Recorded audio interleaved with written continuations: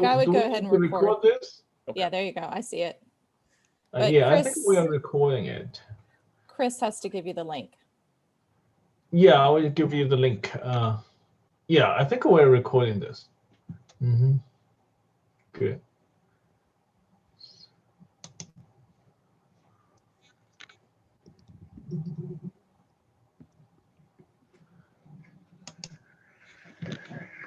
Yeah, for my talk, I didn't record it. So. All right.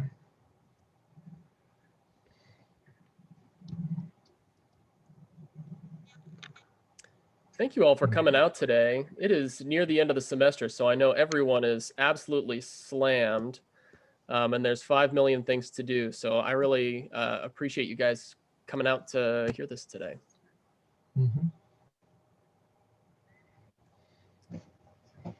Chris, do you want to wait another minute or two, or just tell me when you want me to take it away? I think we can get started. Usually people, yeah. Cool. Yeah, they will join us. Yeah, maybe a few people will join us a few minutes late, but yeah, we can get started. Sure. Well, I'll share my screen here in a minute. Obviously, the topic of the day is news coverage of hate groups. So this is a topic not for the faint of heart. So consider this sort of your trigger warning. If this is something that's, difficult for you, this is probably, I'm gonna share a couple anecdotes from journalists I've talked to, and they've dealt with some pretty tough stuff. So I just want to be upfront about that to begin with. So let me go ahead and share here. And of course, you can see that I've got a messy desktop.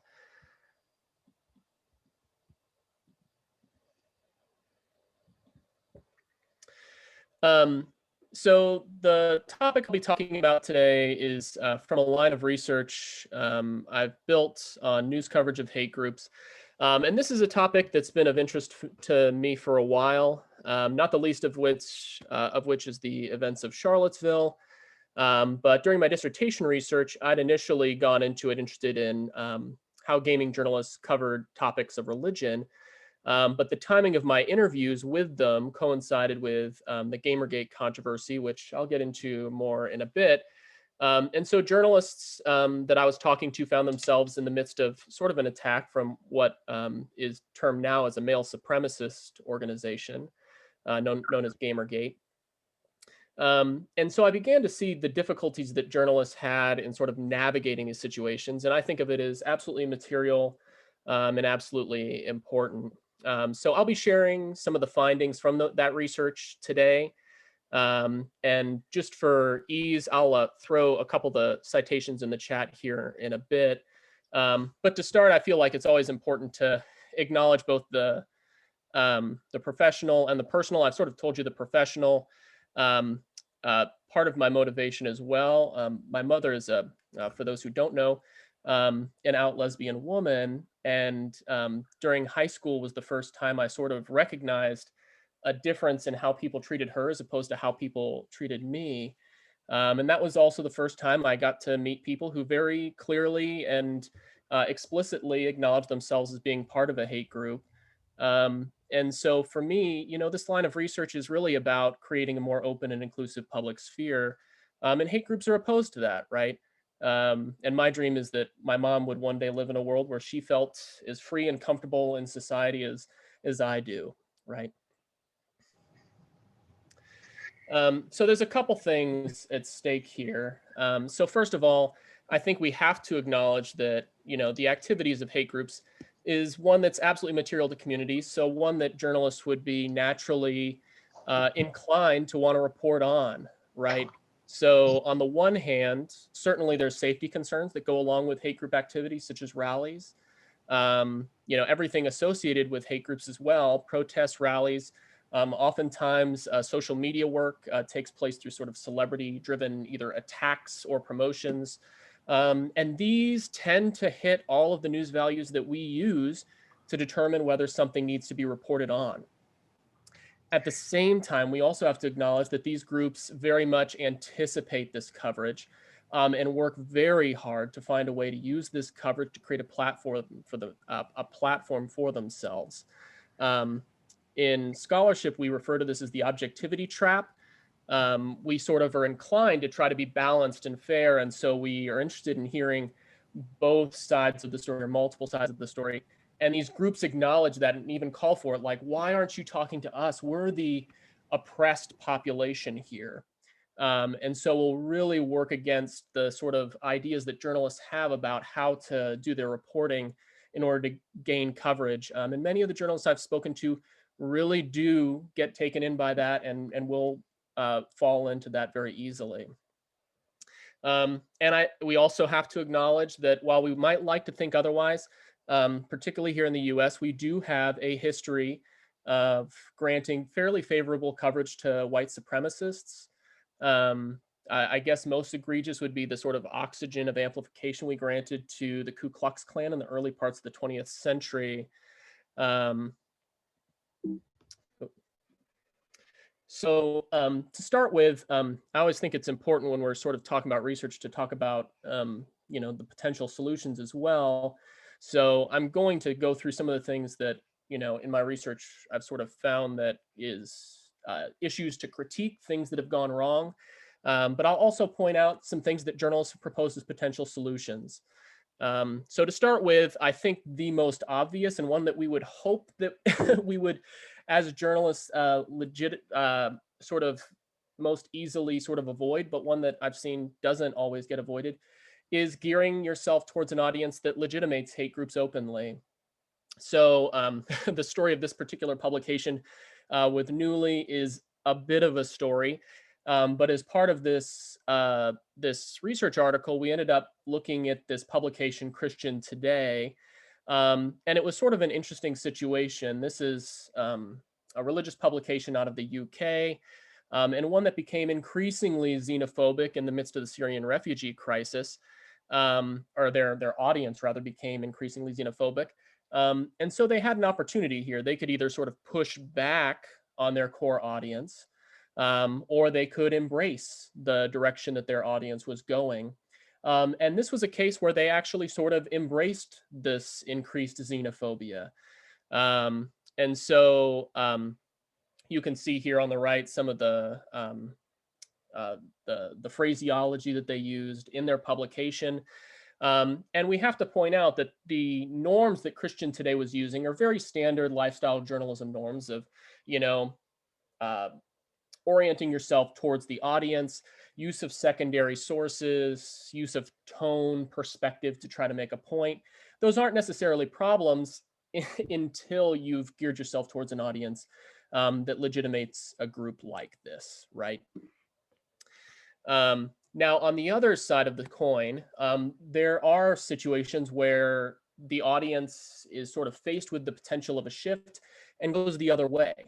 And so gaming journalism was a case where, for all the flack that it gets, they actually pushed back against their core audience. Gaming journalism, historically, when it first started, only about a third of US households had a gaming console. It was very much a niche group of people who would consider themselves gamers. And that core audience, by no means a third of it, was the population that really took grievance with the increasing diversity of the great gaming world. So of course, now anyone can freely see that just about everybody games, right? I think the current statistics are 99% of the population. And that cuts across gender, ethnicity, everything, right? So gaming journalism naturally began to reflect that, talking about the societal, political values in games, things like that. And this group that would consider themselves the core audience said, you're taking away our classic good gaming. And so they formed this group known as Gamergate, as I said, a male supremacist organization, and began to attack gaming journalists for the work that they were doing. And so this was a case where gaming journalists actually sort of cast them out and said, no, our audience is much bigger than you. And if this is the way you're going to act, you probably shouldn't be reading our stuff. And so it was a very different way of approaching a very similar sort of situation. This one is one that perhaps is particularly troubling. So another thing I found that sometimes goes wrong is when journalists allow hate groups to self-define. And the idea here is, again, one that in typical journalistic practice is fairly laudable. Shouldn't we allow someone to self-identify how they identify themselves, right? There were sort of two waves of coverage that I found in this, or two waves of policy making that I found in this study.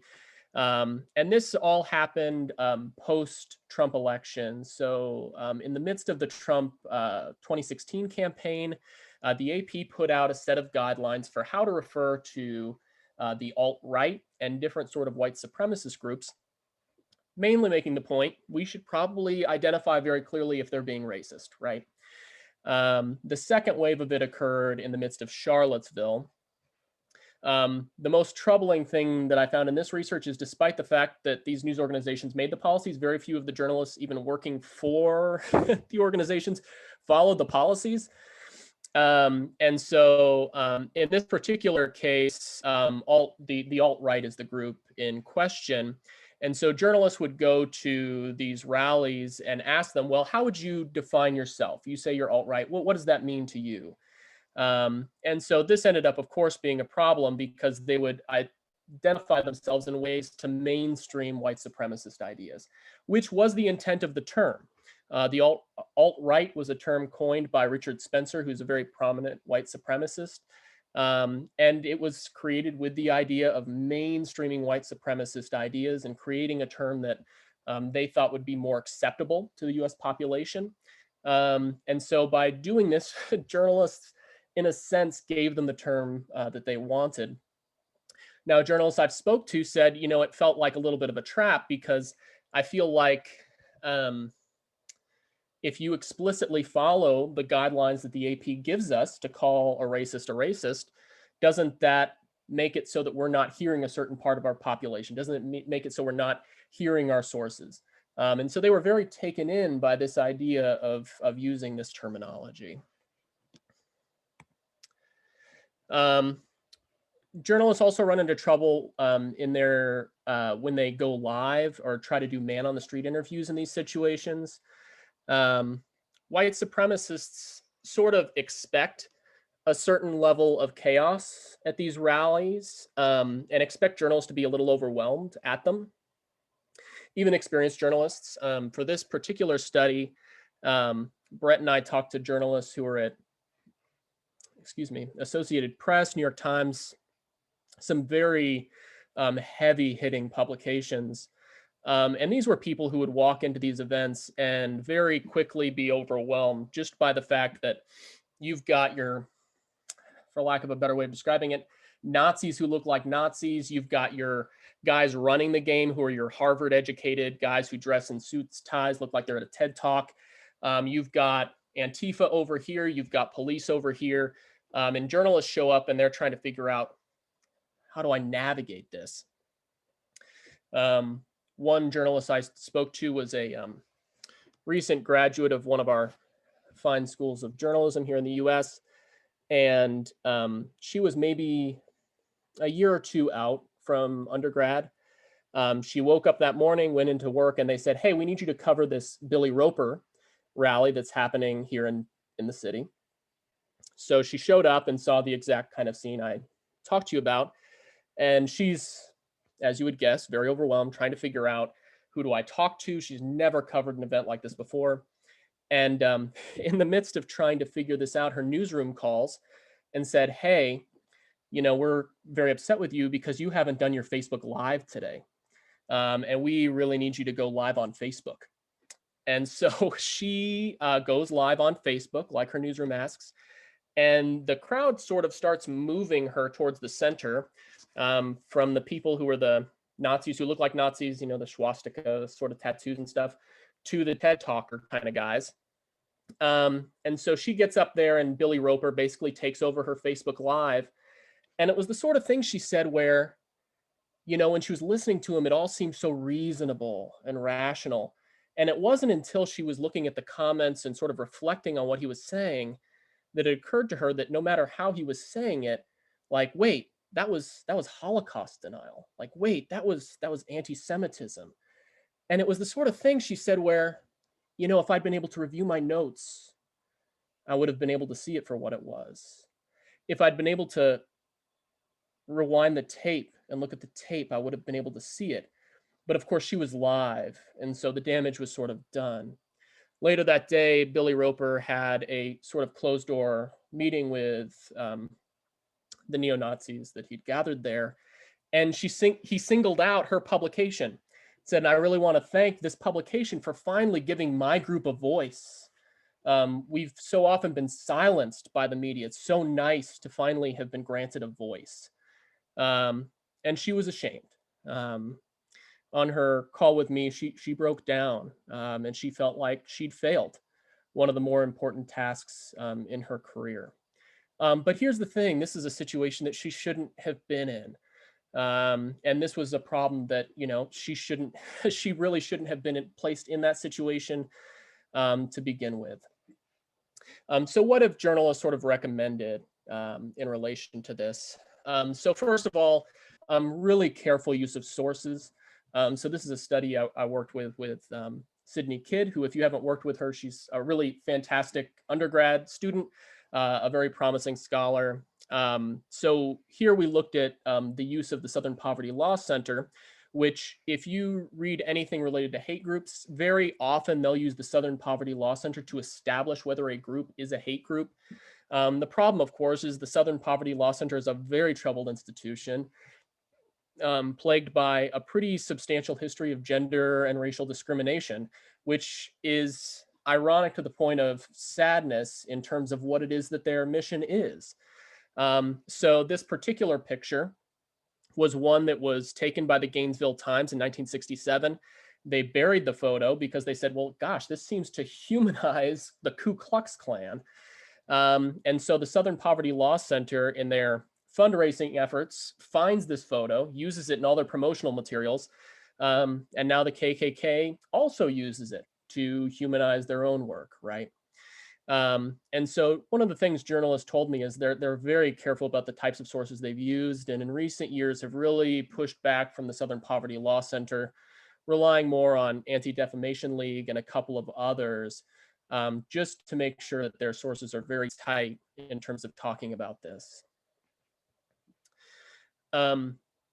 Journalists really felt like the watchdog role, this idea of sort of holding people to account, ended up in some ways working against them when trying to cover rallies. And the reason why, and again, this might seem silly to those of us who study this stuff, they articulated this, that when they would show up at these events, the people they're talking to, who are the Nazis who look like Nazis, they have pretty sad stories. They've have lives that, they're looking for someone to be angry at. And so they're trying to find someone to be angry at. And so when they're articulating to journalists, we're the oppressed population, journalists had a really hard time not seeing them as sort of articulating something that not necessarily true, but they could understand, right? Furthermore, they put journalists in the role of the powerful that were oppressing them. And so journalists are like, well, then how do I use the watchdog role in this situation? So they would approach it more like a storyteller, where their role is to try to put something that's individual into a broader context. And so one of the ways they would do this is sort of by talking about hate groups as being symptomatic of larger societal ills. And so they would also sort of push back on this idea of looking at these events as discrete episodes. So trying to look at them more in terms of trends, things like that. The problem is you go to these events and you're trying to figure out, who do I source? Well, what journalists have ended up sort of coming up with, and this is largely results that have come in the past year or two, journalists who've worked at some of these publications where, Washington Post in particular, they have like a, a hate group beat at this point. They said, basically we go into these events and we try not to talk to the people there. We just try to get a sense of what it is that's happening, understand what it is that happened at those events, but the individual people in those events are hard to talk to, right? If there are eyewitnesses who aren't a part of the event, either sort of protesting against or protesting as a part of it, sometimes they'll talk to them. One journalist told me that he was particularly taken with a father who'd brought his 5-year-old son to one of these neo-Nazi rallies. And so, he's looking at this guy like, what are you doing? Like, I can't believe you brought your kid here. And so he went to this man and said, what made you decide to bring your child to this rally? And he said, well, I wanted my son to know what evil looked like. So, there are eyewitnesses like that who end up making for a more concrete story. So the questions I'm left with, that I'm still trying to work with, I've done a fair amount of work with things related to digital journalism, technology, and just sort of thinking through how these things connect. I guess I'm left with this first question. I'd love to hear any of your thoughts related to this. In journalism, we've made this significant push towards digital journalism, which, depending on how you define it, various places emphasizes audience orientation, fast-moving reporting, interactivity. I wonder if some of this push is facilitating the work of white supremacists. So obviously, they're trying to take advantage of the fact that we're moving fast, that we're going live as opposed to reviewing our notes, reviewing our tape, right? Similarly, the groups that have gained the most visibility in recent years, alt-right, Gamergate, Proud Boys, they're devastatingly effective in their use of social media algorithms. And we rely on so many of those same algorithms, right? So I'm wondering what it takes to combat those groups. How do we go about that? Journalists that I spoke to were genuinely befuddled as to the best way to do so.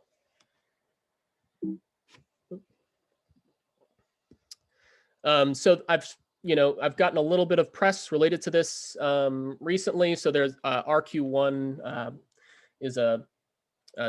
does work on research in journalism. So they wrote about this most recent study with Brett Johnson.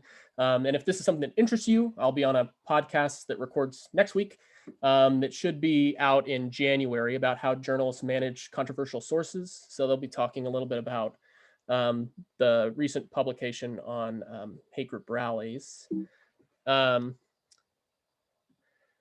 of course, I have to point this out because I've got some great mentor teachers that have helped me sort of think through my research comprehensively in the room here. I've been looking at places to sort of expand this research a bit. I'm particularly interested in this Belfer Fellowship, which supports research on issues related to this very topic, hate groups. This past year, I proposed, without, of course, knowing that we'd have a pandemic that would stretch quite this long, in-person interviews with researchers or journalists who cover hate groups. And so, as you would guess, they didn't support the research because they couldn't get me there in person. But that's something I'd like to pursue in the future, just because I think that this is an important topic that probably deserves a little bit more examination. So thank you very much. I'm happy to have some questions.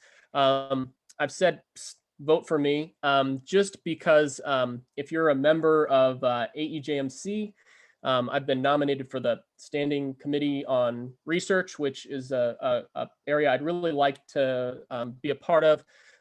So if you like me, if you like my research, please vote for me. If you hate me, please vote for me anyway, because they very rarely put people from teaching institutions up for those. So I think I'd love to be able to represent our university and our method and approach of scholarship in that way. All right. And that's all I got. Mm-hmm. Questions?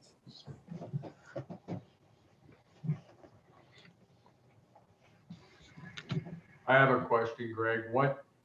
Maybe you're too early in this overall study, but what's your recommendation? Like if someone breaks down and, the risk seems so high emotionally. So is there going to be a recommendation here or some kind of protocol for how to do this better in the future? So the solutions that I have are sort of what journalists recommended for things in the future, but certainly the emotional toll is pretty high. The DART Center has some stuff that journalists talked about using to sort of work through some of the difficult situations. But honestly, a lot of the stuff they dealt with wasn't, physical attack stuff, although, a few of the journalists had experienced that. The emotional toll was particularly challenging. Not, how do I word this? The journalist I spoke to, the anecdote I told you earlier about the journalist who, was told to go Facebook Live, part of her shame was her grandfather had fought in World War II. And so she's relating the fact that, my grandfather fought these Nazis. Here I am, a journalist, trying to work for an open, inclusive public sphere, and I failed. I failed where, my grandfather didn't. And so I think part of it is personal, right? In terms of, how you process some of that.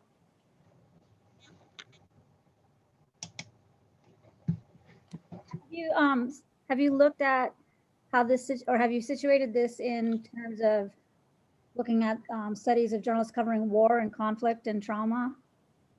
So I haven't looked at that angle of it. So I haven't really dealt with the trauma element of it. That's something that's sort of, most of it has been sort of best practices oriented so far. Like, how do you go about this? What are the problems that they faced? What are the solutions?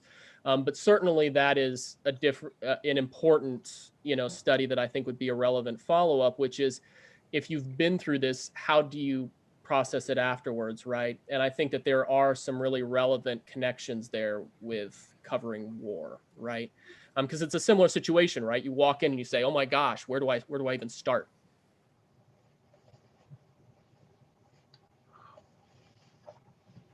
I have a question.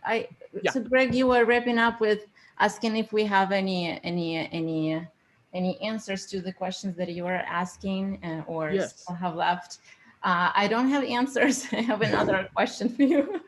Like, to add maybe an overarching question that you might be interested in exploring. So Yes. as I was listening to what those journalists were recommending, it all sort of sounded as them thinking and trying to do their jobs better. Like, we think about what kind of sources you're interviewing. Make sure that your expert sources are more actually expert sources. So be more careful, be more emotionally resilient, try to be thinking, do a better job thinking on your feet. So it's essentially just do your job well or better. And I'm thinking, and when you were setting this up, this topic up, and then as I was listening, you presenting, it sounded as if some of the things that are making their job more difficult and also leading to this kind of negative, I know that I'm oversimplifying it, but to these negative consequences of their coverage and leading to legitimizing hate groups, that all these elements like news values, right, that we are using to decide on what is newsworthy, like using the man on the street as a proxy of this ordinary person, or misunderstanding of objectivity or balance. Like, yes, there is this objectivity trap, but there is also a lot of like discussion of what objectivity actually means. So all these elements seem to point out that there might be some systematic issues with the paradigm, with the journalistic paradigm that we are relying on. So it's not about, maybe the solution is not in doing your job better, but doing your job differently. And so I'm wondering if you see that these episodes like cumulatively start to point out that this paradigm is no longer working. How, like, the paradigm is good. There are some errors of misjudgment, but we say that, oh, there are just deviations of the norm, but the norm is good. It can sustain the paradigm. But once these errors get accumulated, there is a like critical mass of these errors that start questioning whether the paradigm is actually working. So I'm wondering if you see this kind of accumulation started to make journalists question the paradigm itself. This is a really good point. So last night, because I'm a total nerd, before bed, I was reading Michael Schudsen's Why Journalism Still Matters. Mhm. And he offers this definition of journalism that I thought was really interesting. He said, professional journalism. He said, professional journalists value the norms of the profession over the ideas of what the profession is. And I've been reflecting on that all day because it seems a little bit like that's actually kind of what I saw here, right? So they've got these norms and they're really troubled by the fact that, I mean, obviously all journalists would love the ideas to also match the norms. And in many cases that is the case, right? But this was a case where their norms ended up working against the very things that, we got into journalism to avoid and to try to mitigate, right? And so I think it does point towards some of that. That some of these norms just don't work. And so that's why when journalists are talking about things like rallies and hate groups, they innately would be like, oh, well, this is a watchdog story. Well, that approach, as they sort of articulate, really doesn't work here, right? It really doesn't work here. And so I think that there is some further thinking I can do, but also I think that there's some further work to be done, just sort of understanding what are the norms that work then, right? Sort of delineating some of that. Yeah, and the roles as well. So you mentioned watchdog as one of the roles, and then there is the marketplace place of ideas, right? Let's put out there ideas that are out there, and the one that is better, whatever better means, survives. So it feels that this role can also like contribute to giving legitimacy of these ideas if they are labeled as good enough to be placed on this marketplace. And so journalists think that, and I say this, with all sympathy, because I certainly understand this, everyone should get a voice. The problem is some of these groups, when given a voice, it's like giving oxygen to a fire, right? It can grow and actually become a little bit destructive, or a lot destructive, right? So, I mean, groups like the Proud Boys, the alt-right, that they're very good at making use of hashtags, memes, all this stuff. And so what do we do in journalism? We say, oh, this meme is trending, and then we make it trend more, right? And so these groups make very effective use of the fact that we have those norms. I think it kind of aligns itself to, even coverage of environmental issues. We have this, and this is what I teach in ethics all the time, is this false equivalence where we, try to give fair and neutral reporting is giving equal time to both sides, which is not, a norm we need to promote anymore, because if somebody has a bad argument, if the preponderance of evidence doesn't support their argument, it's not a good argument. And just because someone has an opinion, it's not a valued opinion. And we don't need to give equal weight to all these opinions. I put an article from Margaret Sullivan in the chat. It talks about this, and Jay Rosen wrote about this recently, where, he feels like, in fighting this rhetoric, because it tends to be these people who are, really speaking with a really strong rhetoric, like climate deniers, we need to come at it with, being pro-truth, pro-voting, or anti-racist and pro-democracy in our approach to, some of these types of stories where you have, like not giving oxygen to the people with the bad arguments. Right, absolutely. And so I think I did see this article. I don't know if in the midst of everything, I read all of it, but I did see this article, absolutely.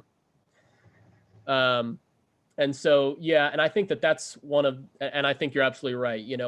This is one of the norms in journalism. And it was interesting, even journalists at some of the most elite, what you would think would be sort of most progressive in terms of like not sort of falling into these traps, would say, Brett and I in our questionnaire sort of pushed back a little bit when they would say, oh, well, we want to, quote both sides and be fair. And so, they would say, well, look, we just don't feel right about excluding these voices. And it's a little bit frustrating, knowing what we know, but, these norms are very strongly embedded. It might be interesting to look back, or I mean, maybe you already have, at civil rights coverage. Phil Meyer was one of my favorite professors. He's a hero. I don't know if you know who he is, but he covered the civil rights in the 60s, and he was all for objectivity. And he wrote this op-ed in, I guess in the 90s, saying how mortified he was with himself for covering civil rights in that way, as though there were, you know, and I'll send that to you if you'd like. But I think that, you know, it's been a struggle. I think you make really good points that it's maybe more of a struggle or a different struggle slightly with digital media and such, but it has been something that's been going on for quite a while. Yeah. And so I'm trying to remember the author that I read for 2 of these pieces, but they talked a lot about it wasn't like loving language, but it was definitely not critical language that journalists have used for the Klan, which is crazy because, you know, these are journalists that if you look at them now, they would be very critical personally and professionally of the Klan. But, you know, in their reporting, really couldn't bring themselves to sort of explicitly, as the AP would put it, call a racist a racist. Greg, there's a couple of phrases you were using that, I don't know, gave me pause a little bit. So there was not you, but the journalists. She mentioned she didn't want to give a platform to, you know, the folks in Charlottesville. And then on one of your slides, it said, you know, journalists need to be combating white supremacy. I wonder if we can only use those kinds of words if we can stick in a political movement we agree with. Like we can't be giving a platform to gay rights. We must be combating gay rights. Because if we can't, then I don't think those are appropriate words at all for journalists. I think it would be telling the truth about, explaining, illustrating, describing, but they have to be words that are truth words, not ideology words, I guess. That makes sense. I think that's a really good observation. So there definitely is some rhetoric here of, you know, that they're using these sort of us versus them ideas. And it's in part because I think, you know, they're articulating this idea of journalism as promoting, you know, inclusivity and things like that. So they're seeing these groups as very much adverse to this. So that's why they're sort of using this, as you articulate well, this sort of war idea, you know, war rhetoric of combat and, you know, things like that.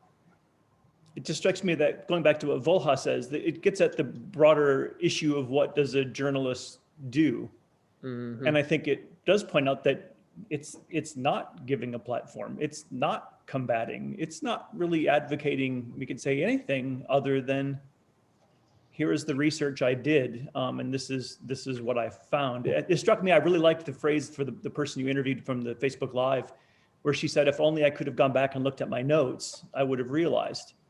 I think that's really an interesting thing for her to say, because it suggests that problem is inherent to all live interviews. There is no escaping that problem. In this case, the consequences were bigger because she felt like they were bigger because this was something she was horrified by. But the consequences would actually be no less big if it was just your garden variety politician doing the same thing. She's still manipulated in the same way. She still doesn't have time to go back and read her notes and realize what kind of trick they just pulled on her. So I wonder if it's inherent to the practice of live, you know, work.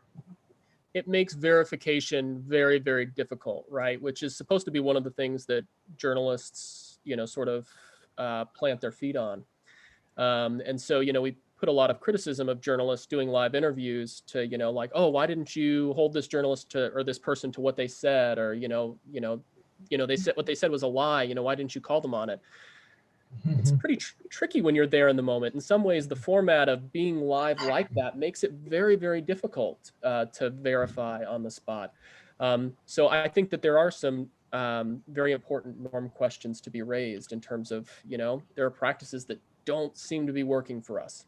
It almost seems like the norm is to report on debates or controversies rather than to report on, I don't know, the issue itself. I'm not sure if that's the right language or not, but something like that. Yeah. Because once you make it about the debate or the controversy, you're free just to quote everybody without verifying. And I think that almost is like a crutch or an easy thing to sort of lean into, is to say that's what I'm doing, because then it eliminates the need for verification. Mm-hmm. Yeah, you can just say, oh, well, this person said that, but Right. you know, ideally what the journalist is doing is beyond just this person said this and this person said that, the stenographer approach, but Right. actually, is it actually true that they said Yeah. what they're saying? Is it true? Right. Greg, I wonder how many journalists you interviewed. They came from the work for like a Fox News or conservative media outlets. How many of them work for New York Times or CNN, Washington Post? They have different views or different trouble. Or So the way that we did, so the most recent research, the one on the rallies, that was 18 long form interviews. So those were like 2-ish hours each. It was a lot.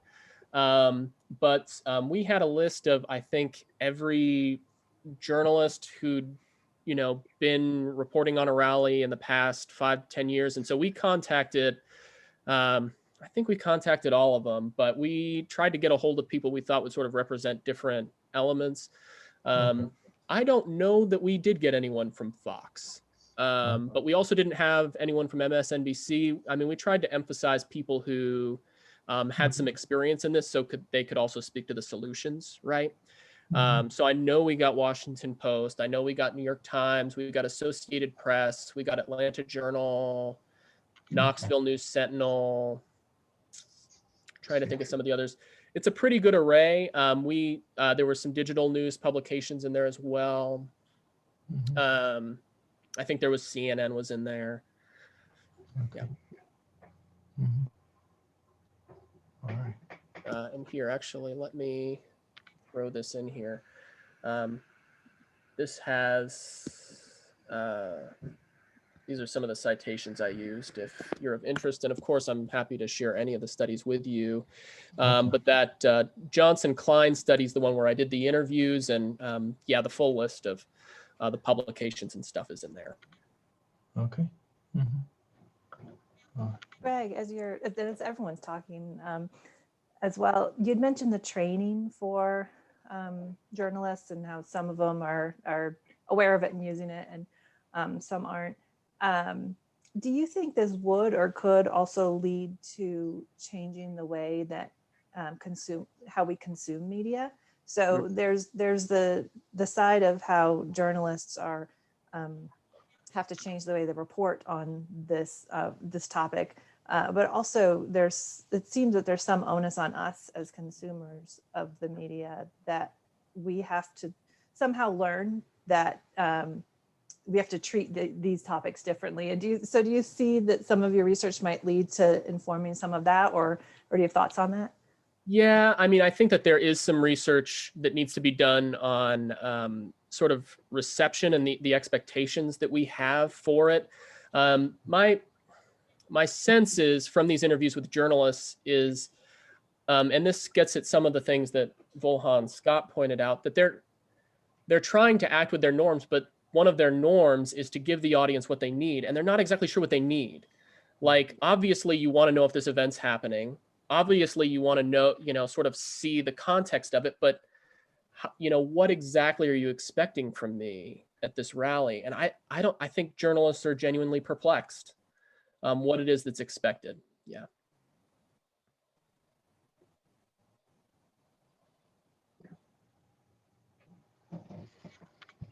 And just one more, it's like just a comment. It just occurred to me that there is this large body of research that points to the fact that protest groups are usually covered in a way that delegitimizes, that does not give, justice, whatever this means again, to their agenda. It focuses on the spectacle, on their actions, which are usually disruptive just by the virtue of them protesting.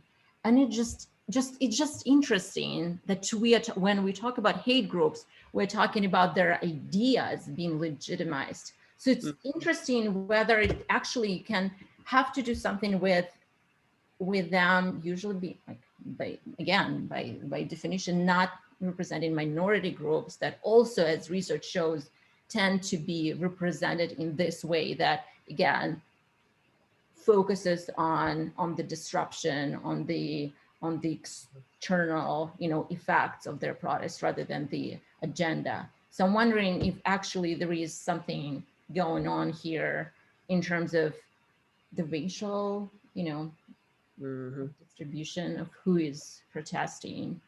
And I think that there is something there, right? So there is a line of research that basically shows journalists are very report very harshly on protests in general, right? So just whatever the topic. But it strikes me that it is interesting that they sort of seem to approach these topics a little bit differently. And it maybe is because, when it's not, let me pick something that's much less volatile, if it's something like taxes, if someone's protesting a town tax, that might be a little bit of a different situation. Like, well, gosh, couldn't you have found a different way to go about this than blocking traffic for, half the day or whatever? Whereas this, I think journalists are a little bit more torn because on the one hand are people that are very hateful and saying really hateful things. But at the same time, when they start telling their anecdotes to journalists, they're saying, well, gosh, this person's had a pretty rough life, and so, I think that makes it a little bit more challenging just given some of the situations that are related to it. Yeah. One more thing, I'm sorry. Yeah. I really especially like the picture of the little boy in the obviously, like I said, the little child anyway, in the Ku Klux Klan outfit. And there was the worry about the humanizing, of this figure. My background is largely, a lot of it's in war rhetoric, and for rhetoricians who study war rhetoric, the goal is always to find ways to humanize the enemy so that mass slaughter doesn't become so easy to justify. And so humanizing is always the God term, and that this is the thing we must do. Like if the Japanese had been humanized, maybe we wouldn't have killed hundreds of thousands of them in a couple of days. And so it strikes me that it's, in this case, we're almost being told we shouldn't humanize a child who lives next door, but we should humanize, soldiers who are, thousands of miles away. Yes. Yeah. It's kind of weird. It's just an odd position to be in. Yeah. No, I don't really have a solution or an answer, but you're absolutely right. You're absolutely right. And I mean, the Southern Poverty Law Center, it's, they still really haven't owned up to the fact that they've basically, created this being a situation. But that's one of the things that journalists very clearly articulate as the problem with what the Southern Poverty Law Center did is, oh, look, you've humanized this group, right? I can see you wouldn't want to have, pictures of the KKK playing with puppies and kittens and put that on the front page.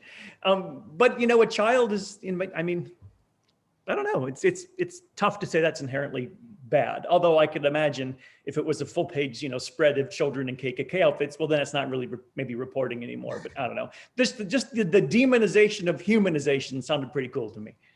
Yeah.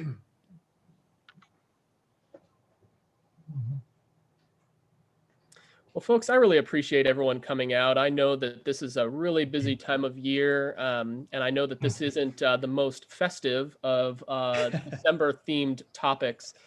So thanks for coming out today. But really interesting. Thanks, Greg. Yeah, thank you. Greg. Thank you. Thank you. Very interesting research. Bye. Thank you for coming. And congratulations on the nomination. Oh, We'll be voting for you.